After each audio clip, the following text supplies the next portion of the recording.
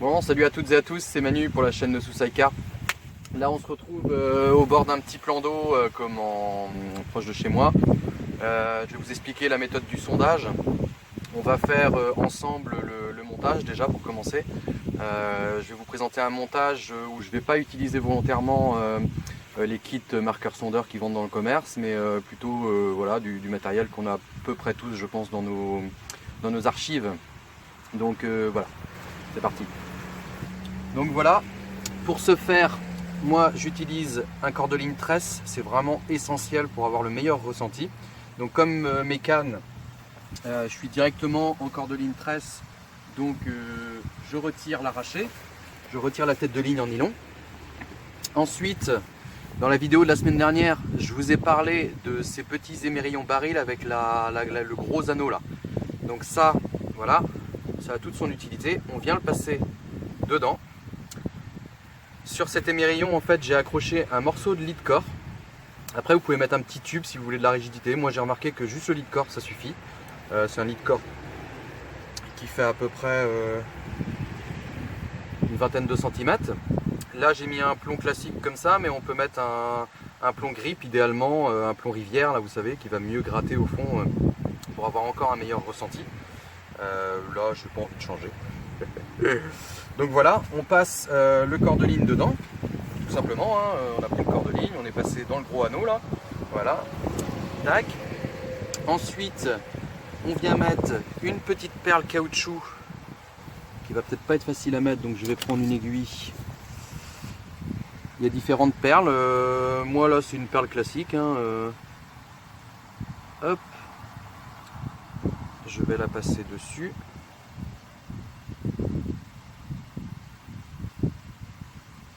Clac. Et cette petite perle elle va permettre à mon émerillon là, mon gros anneau là, de pas venir taper trop contre le bouchon. Parce qu'ensuite je prends un bouchon classique, là c'est un 8 grammes, plus vous allez prendre lourd, enfin lourd je veux dire, plus vous allez prendre genre 10-15 grammes, plus ça va avoir de puissance à remonter quoi.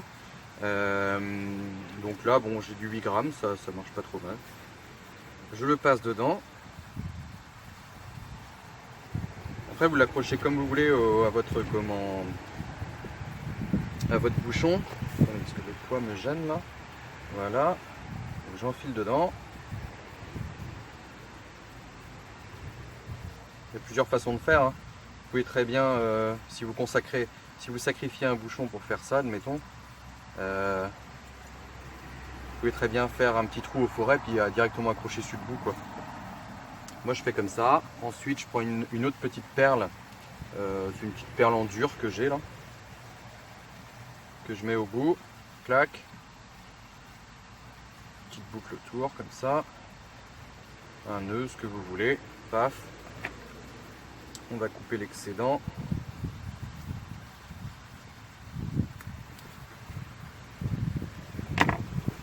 Tac. Comme ça en fait mon bouchon il est maintenu dessus, donc voilà.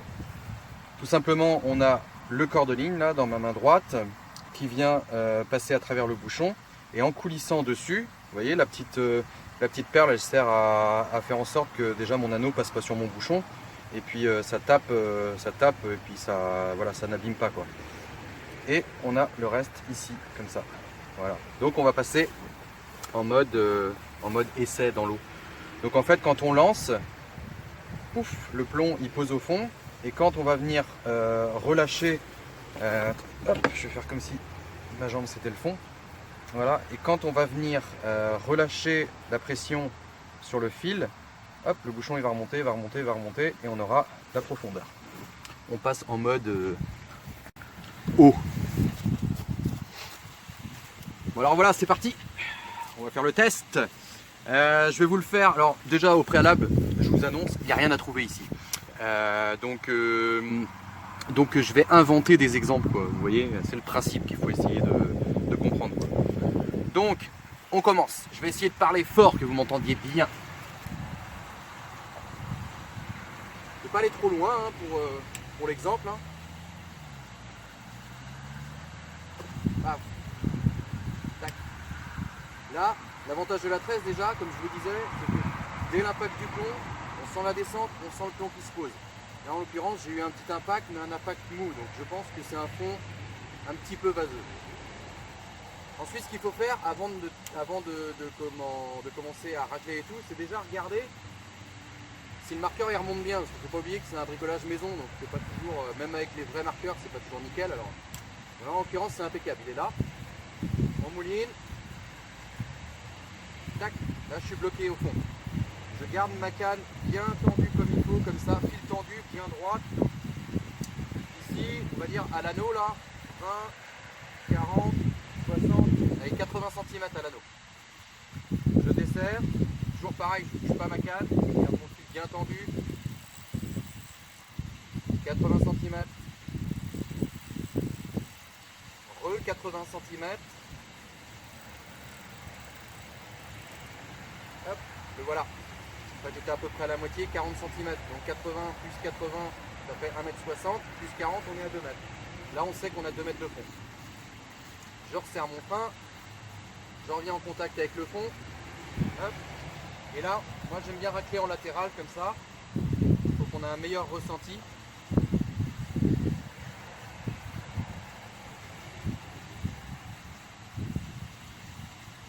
Alors, admettons qu'ici j'aurais trouvé quelque chose. Je me remets comme ça. Je desserre. Je relâche. 80. 1m60. Voilà. Là on est à 2 mètres pareil. On a la même profondeur là-bas qu'ici.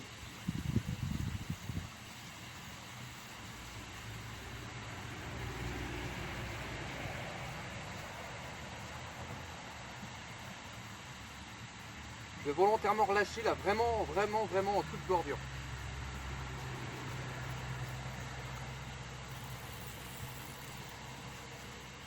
« 80, 1m60. Voilà. En fait là on est tout juste avant la remontée, on a un petit peu moins de 2 mètres. Donc en l'occurrence, moi un plan d'eau comme ça, si je trouve rien, et que je fais une nuit, parce que je trouve que c'est des postes qui sont plus intéressants la nuit, vraiment les extrêmes bordures.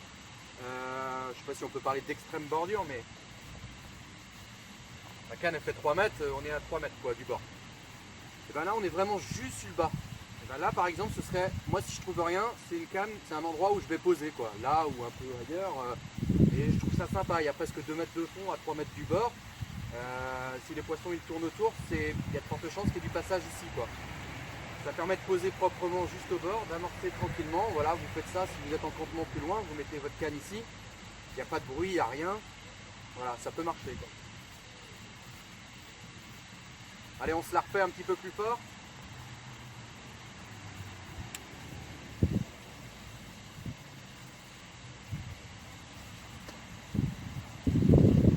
Tac. J'ai senti l'impact du plomb. Je vérifie qu'il remonte bien. Voilà, il n'y a pas de souci, je vois mon fil qui part, donc c'est que ça remonte bien. Voilà, je reviens en contact. Et je racle.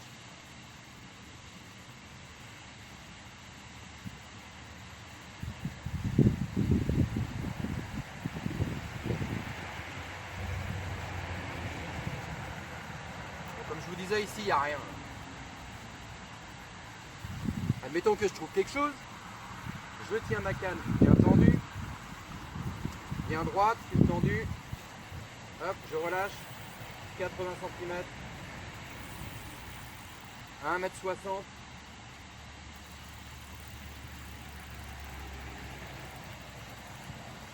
voilà, à peu près 2 mètres. Alors, je ne sais pas si vous le voyez, mais bon, c'est la zone où on était tout à l'heure à quelque chose près.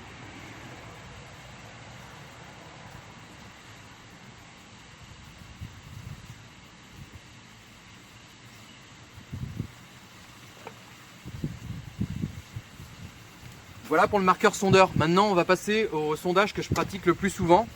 Parce que ça, le marqueur sondeur là, ça peut, enfin, voilà, c'est très intéressant à faire.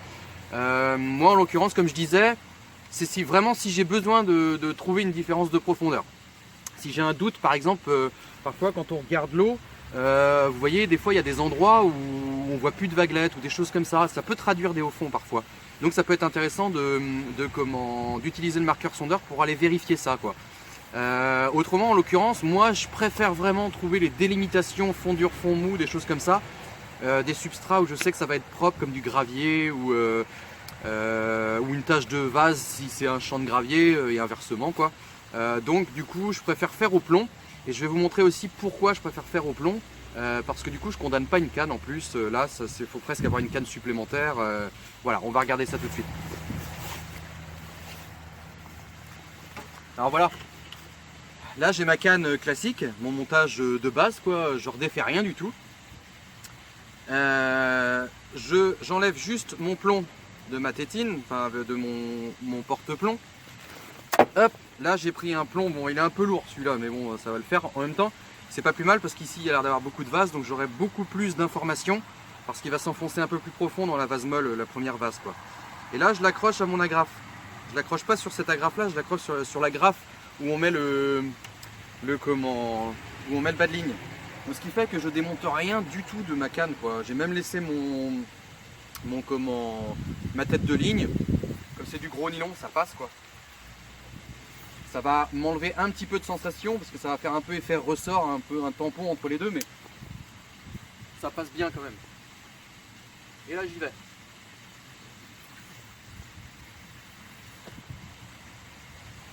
Paf, impact au fond et je ramène. Alors déjà là, vu le poids, je sens bien qu'il y a beaucoup de base.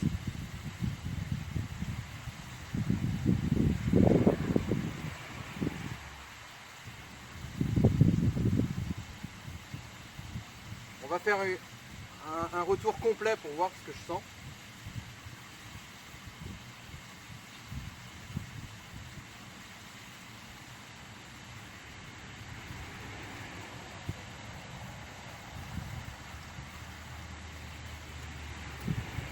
Alors vraiment je sens rien, et puis regardez. Des feuilles en putréfaction. Je crois qu'on dit ça comme ça. En décomposition. Donc on trouvera pas grand chose ici, mais c'est pas grave, c'est pour le principe. Alors je recommence. Évitez aussi de mettre votre bobine comme ça haute. Ça fragilise parce qu'en fait il y a l'axe dedans et la bobine ça peut la forcer. Donc moi j'aime bien la mettre comme ça, vers le bas, c'est là que mon idée est plus costaud. Je recommence. Tac. À l'impact du plomb sur l'eau, je bloque tout. Hop, je sens la descente du plomb. Et je me dis tiens, si j'ai réussi à sentir la descente du plomb, c'est qu'il y a un peu de profondeur quand même. Je ramène. Déjà la première reprise, je sens que je suis envasé déjà. Du coup on peut se dire tiens, si j'ai vraiment un plan d'eau comme ça qui est très vaseux, qu'est-ce que j'utilise comme montage? Bravo! J'utilise le Chodric, quoi. Là c'est vraiment vaseux. Bon, et là on dit, admettons, oh, ça tressaute dans la canne. Oh, il y a du gravier. Qu'est-ce que je fais? Je viens chercher le clip de ma bobine. Je clip dessus. Voilà. Je regarde mon axe. Voilà, je sais, j'ai à peu près l'axe. Je sais que c'est à peu près un arbuste que je vois en face de moi. Je ramène.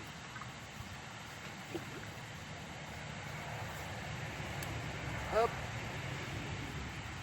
Je revise mon petit arbuste sans lancer trop fort parce que j'étais pas très loin. Oh, j'ai même tiré trop fort. Et voilà, en gros c'est à peu près là, quoi. Si j'avais trouvé quelque chose, on va le refaire d'un petit peu plus loin, ça va être plus facile.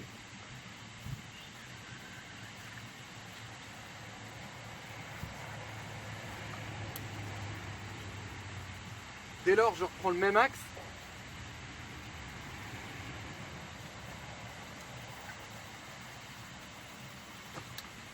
Voilà, j'ai choisi mon axe, j'ai choisi en direction d'un arbre, d'un petit arbuste que j'ai repéré. Je viens gratter.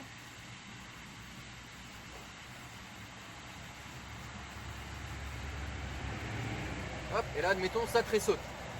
Ce n'est point le cas. Qu'est-ce que je fais? Je marque. Disons que je clip plutôt. J'ai mon axe, donc je ramène tout.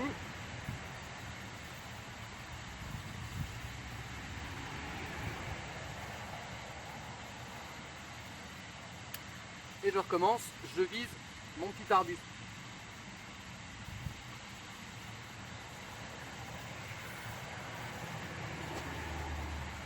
Voilà. Là, je suis venu en contact sur mon clip, j'ai le même axe, donc je sais que là où je suis tombé, je suis retombé à quelque chose près, à l'endroit où j'avais repéré quelque chose. À ce moment-là, moi, ce que je fais, je prends un petit bout de scotch. Sur la tresse, un bout de scotch, un bout de Chatterton, ça tient très très bien, donc je mets mon bout de Chatterton dessus.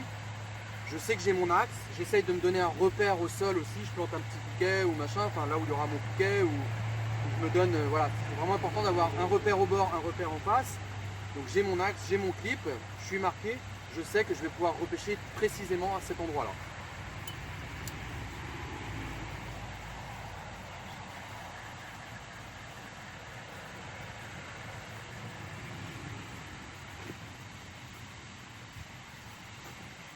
Et très souvent en plan d'eau, moi ce que j'ai remarqué, c'est qu'il y a une délimitation entre arriver à une certaine distance du bord. Là on le ressent pas trop ici.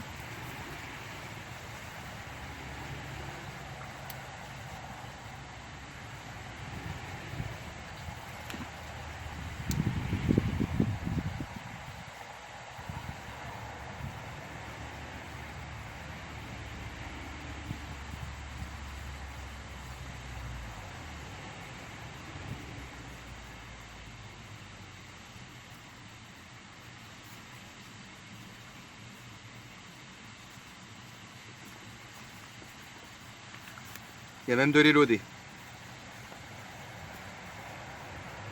Donc voilà pour le plomb, j'espère que vous avez bien compris. C'est la méthode que j'utilise le plus souvent parce que en fait vraiment l'avantage que je trouve, c'est que on démonte rien. On vient juste placer un plomb, celui-ci est un peu lourd quand même, hein. Mais un plomb de 120 grammes, entre 100 et 120 grammes, c'est bien. Même 80, 90, ouais, entre 80 et 120 grammes. Et une fois qu'on a tout bien marqué, parce que du coup vous avez bien vu comment j'ai procédé, on peut enlever ça, venir remettre son plomb, éventuellement celui-ci, hein, voilà, si on a envie de pêcher avec celui-ci. Clac, hop. Je viens raccrocher mon bas de ligne ici, ma petite chaussette et tout nickel. Je lance, comme j'ai mon axe tout, bah, je retombe exactement à l'endroit. Et après ce que je fais, c'est qu'en général je prépare mes appâts à côté de moi, ma fronde ou mon cobra ou tout ça. Et en fait je lance, ça tombe, paf, je pose ma canne et je profite de l'impact sur l'eau en fait pour envoyer directement de l'amorce. Voilà. Et ça fait une pêche quand même précise sans trop se casser la tête. En mode no susai quoi. Allez, je pense que c'est tout pour cette vidéo, ça va suffire. Si vous avez des questions, surtout n'hésitez pas. Je suis là pour y répondre et puis ça me fait plaisir. Et bah, je vous dis à bientôt, à mercredi prochain. Et puis bah, d'ici là, bonne pêche!